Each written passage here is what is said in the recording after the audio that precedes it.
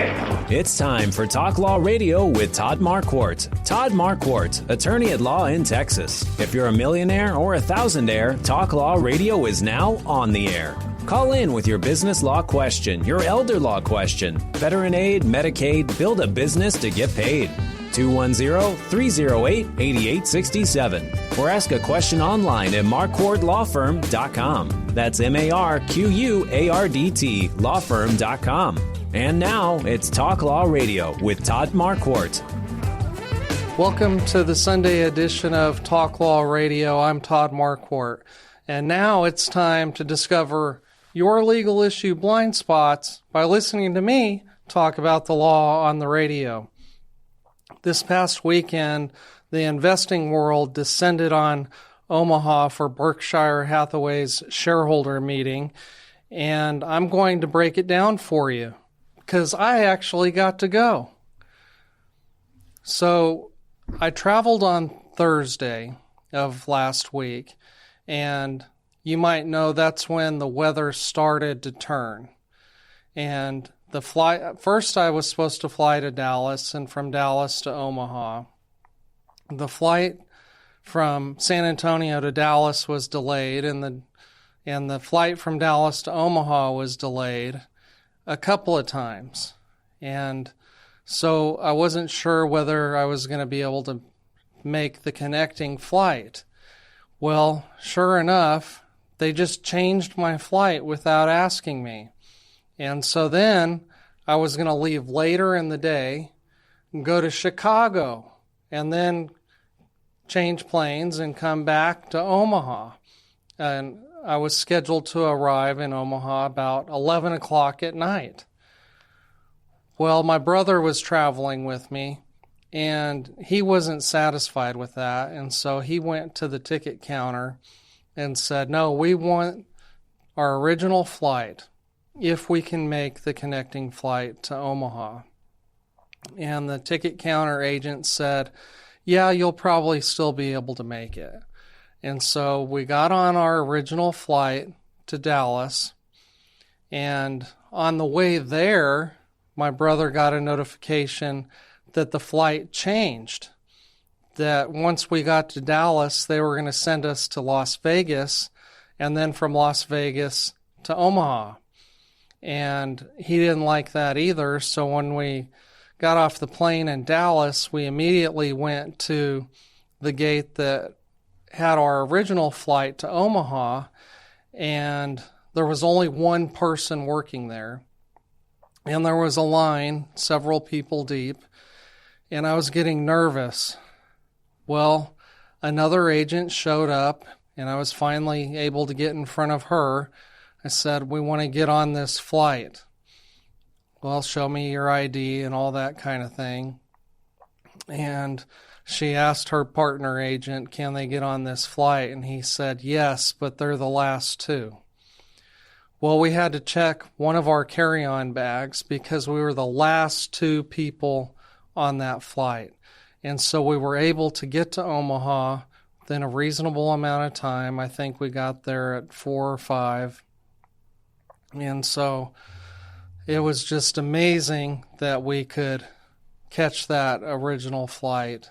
And the reason was the weather in Dallas was bad, I guess. That's what they told us anyway.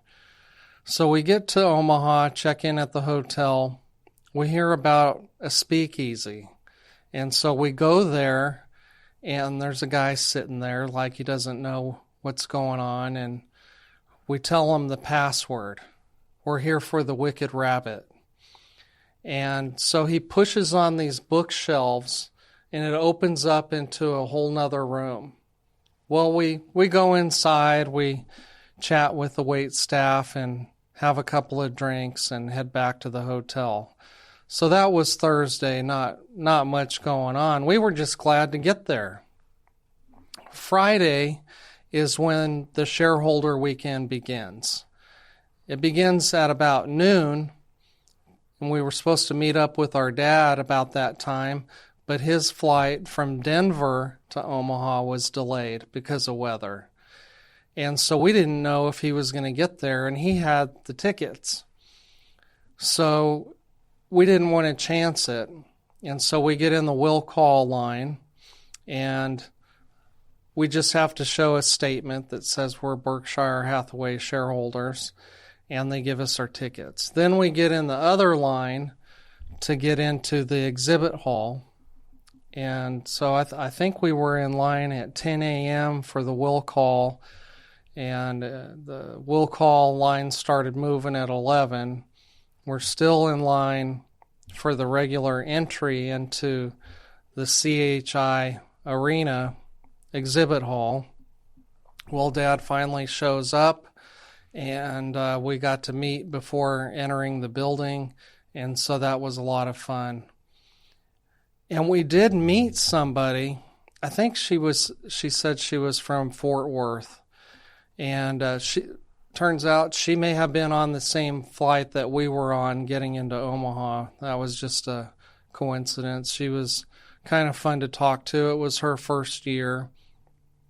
And so then we made our plans to which of the vendors are we going to go see. Well, we saw Fruit of the Loom, where they sell clothing and apparel. All of the vendors in the exhibit hall at Berkshire Hathaway Shareholder Meeting are businesses that Berkshire Hathaway owns. And did you know that Berkshire Hathaway owns Fruit of the Loom? Well, I got a T-shirt, sweatshirts, Vineyard Vine necktie. Probably guessed that I'm a big fan of neckties. We went to Borsheim's. It's a jewelry store that Berkshire Hathaway owns, and I got this pen, and I got these cufflinks that I'm wearing today. Can you see that? It says BRK. That's the stock symbol for Berkshire Hathaway. Then we head over to Justin Boots. They're also owned by Berkshire Hathaway. I got some new Tony Lama lizard skin black boots that are pretty cool, and a windbreaker jacket. I'll probably be wearing that sometime if it's windy or rainy. And then we went to Pilot, which is like a gas station company, and I bought a Yeti cup and got some Berkshire blend coffee. And I got a bumper sticker that says, "Do you follow the stock market this close?" So I plan on washing my truck window and putting that on there. Went to Oriental Trading. You know, that's the company where you can buy little knickknacks for next to nothing. I got a baby bib that says something on there, future investor or something like that. Wells Lamont, they make work gloves. Got some work gloves for my two sons and me. And of course, Dairy Queen is also owned by Berkshire Hathaway, and they sell dilly bars for very cheap. I think they're $2 a piece. We had ice cream. Went to Brooks, the shoe company. I think they host the 5K run on Sunday. That's the one thing I haven't done. I'm really not much of a runner. You know, I'm a lawyer. I sit most of the day. And Jazzwares, they have the Squishmallows. I got one of Warren Buffett and one of Greg Abel. So we did some shopping Friday afternoon, and then we get ready to go to Borsheim's jewelry store. They have an event that's only open to shareholders where you can get jewelry discounted. A lot of their stuff is very nice and very expensive. I didn't buy anything there, but it's a fun time.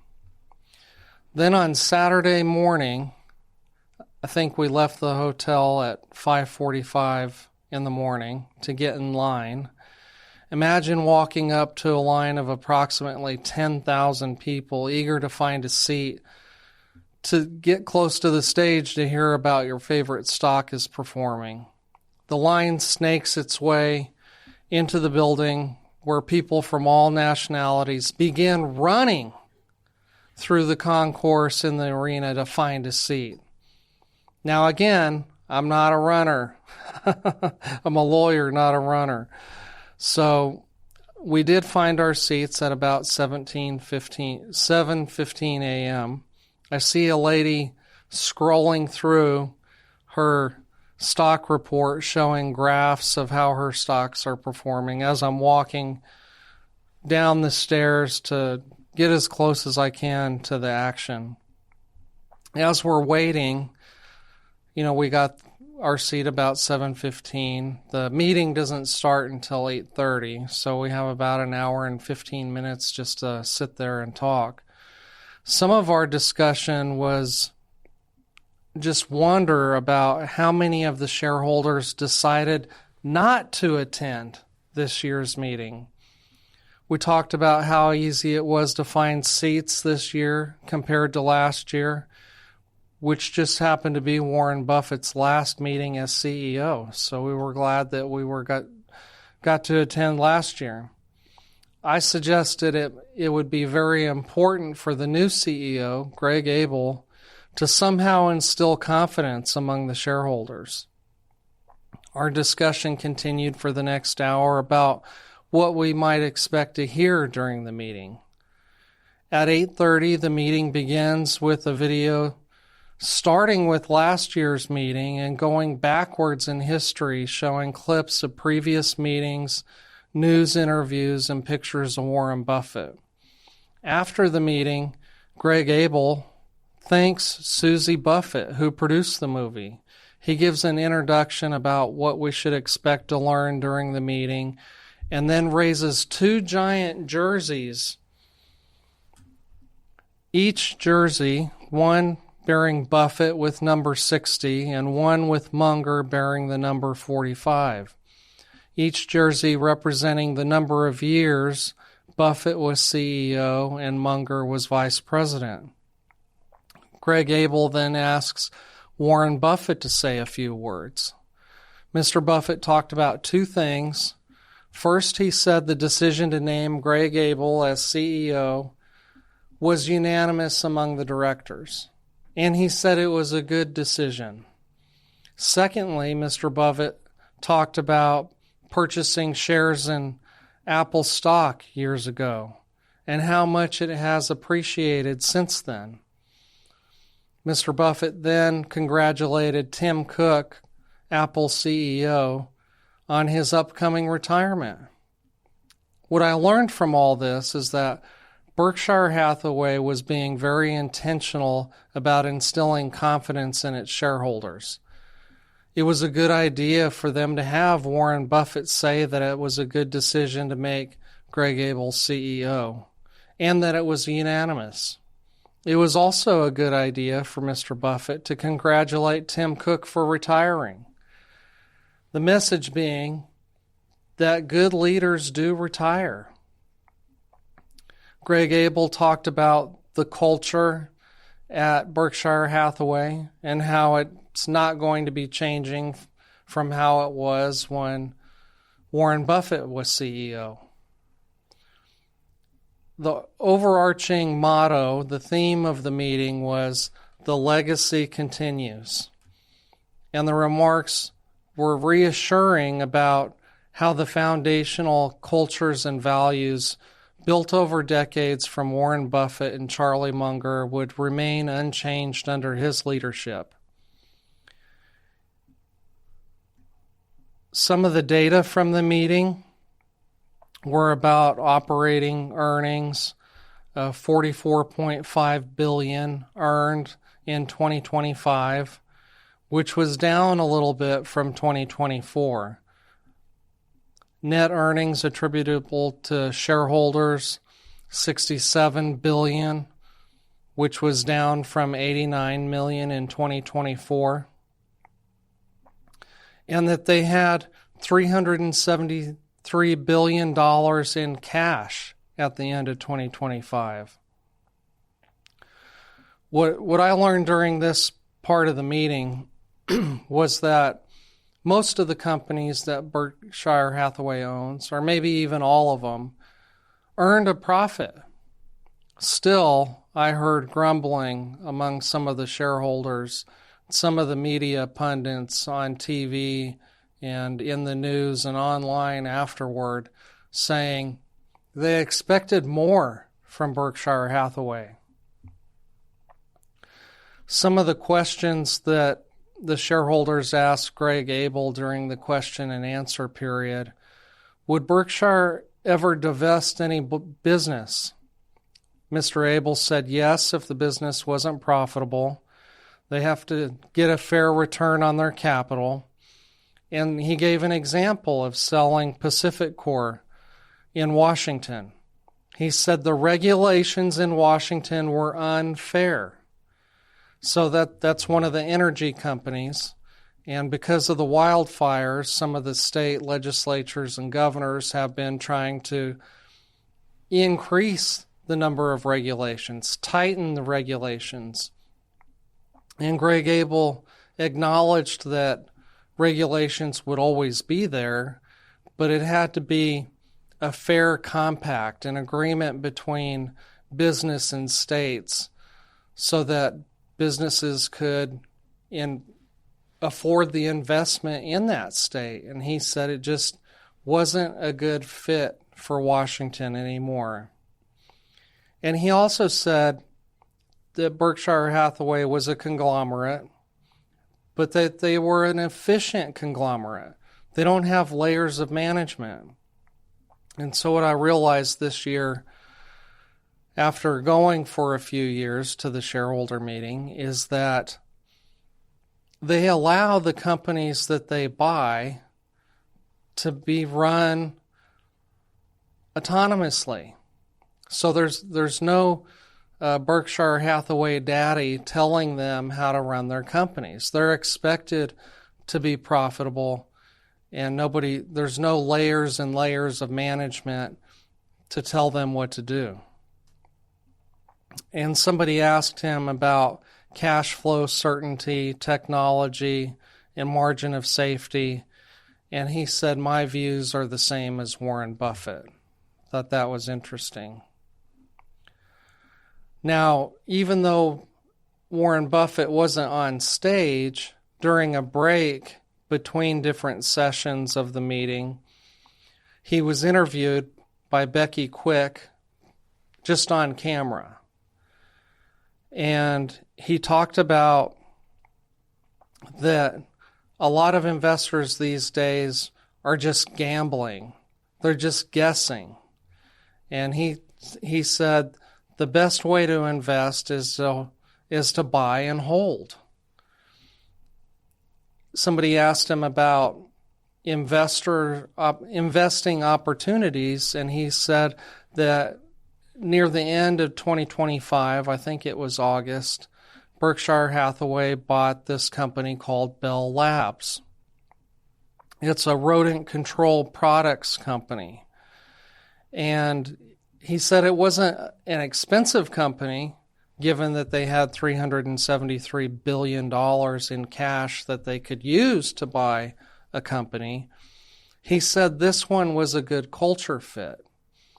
So I realized that there might be other big companies out there that are profitable that Berkshire Hathaway could buy, but maybe it's not a good culture fit. Maybe they're not going to be able to be run autonomously without Berkshire Hathaway telling them what to do. And so I thought that was a good example. He said that they wanted to have that cash on hand so that if a big opportunity came around, they could close with cash and they could close fast. So those were just some things that I learned. After the meeting, there's a picnic at Nebraska Furniture Mart, another Berkshire Hathaway company. And so I always like to get there early, even though we have to stand in line, because there's really not enough seats for everybody that comes. And so I like to sit down when I eat and have a table. And so we got there early. There's a band playing live music, It was excellent. And sometimes my dad likes to walk through the furniture mart and look at all the furniture, even though we don't buy anything. But standing in line and walking around the exhibit hall, standing in line to get into the meeting, walking through the concourse, and then walking to CHI Arena and back to the hotel numerous times, that tends to wear on a young lawyer's legs. My feet were hurting, so we wanted to get back to the hotel so that we could watch the Kentucky Derby. Do you remember who won the Kentucky Derby? It was a great race. Golden Tempo won, and what's remarkable about that is Golden Tempo started out as the very last horse, and on the final stretch to the finish line, it passed everybody. It was quite a race. Something else I noticed about Nebraska is that it was very green. I guess they're getting a lot of rain there.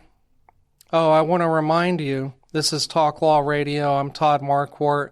Been talking to you about Berkshire Hathaway Shareholder Meeting weekend, which was last weekend. This is the Sunday show. I want to remind you, I also have a Saturday show at 11 o'clock in the mornings. If you miss 4:30 afternoons on Sunday or Saturdays at 11 o'clock in the morning, you can always listen on podcasts everywhere, Facebook or YouTube. In fact, go to YouTube if you're listening at home right now. If you're in the car, don't do that. Drive safely. But go to YouTube, click the magnifying glass, type in Talk Law Radio, look for the Lady Justice logo in the red, white, and blue colors, and click subscribe. And if you click the little bell, you can get notifications when new episodes are posted there. You're always welcome to comment as long as you're civil and polite and respectful. Let me know what you like about the show. Let me know what your questions are. Watch while you're walking the dog, washing the dishes, or working in the garage. Okay, something else that I got at the exhibit hall is this little card. This is probably the least expensive souvenir that they have there. It has a picture of Buffett and a picture of Abel, the new CEO, and it says Berkshire Hathaway Inc. at the bottom. And then on the reverse side, it says card-carrying capitalist. Ha! Isn't that funny? Some people refer to Berkshire Hathaway Shareholder Meeting as the Woodstock for capitalists. It's funny to me. I mentioned a few minutes ago that the motto for the meeting was "The Legacy Continues." And Marquardt Law Firm sponsors Talk Law Radio, and attorneys at Marquardt Law Firm focus on business and estate law, including last wills, living trusts, and tax-protected inheritance plans. It's all about legacy. So I was thrilled that this motto was called "The Legacy Continues." It was everywhere on posters, T-shirts, hats, and just about anything you could put a logo on. And remember, a couple of years ago, I played a clip from Warren Buffett. He said he recommends looking at your last will and testament every 3 years and to think about whether any beneficiaries need to be changed. Maybe you want to add a charitable beneficiary or change how your beneficiaries are going to receive their inheritance, or whether you want to change who the executor or trustee is going to be. Did you watch the meeting on CNBC? What was your biggest takeaway from the Berkshire meeting? Drop a comment below. I want to end with a prayer for investors. Dear God, thank you for this day and for all the blessings that you give to us. Thank you for safe travel and for the opportunity to learn about Berkshire Hathaway this past weekend. I pray that you would give us wisdom and discernment when we save our money and invest our savings. Help us to find trustworthy and reliable financial advisors, money managers, and accountants to help us to be good stewards of the resources that you provide. Help us to use the gifts and talents that you've given us for the good of your people, for our own good, and for your glory. In Jesus' name, amen. Thank you for listening. I'm Todd Marquardt. I'll talk to you later.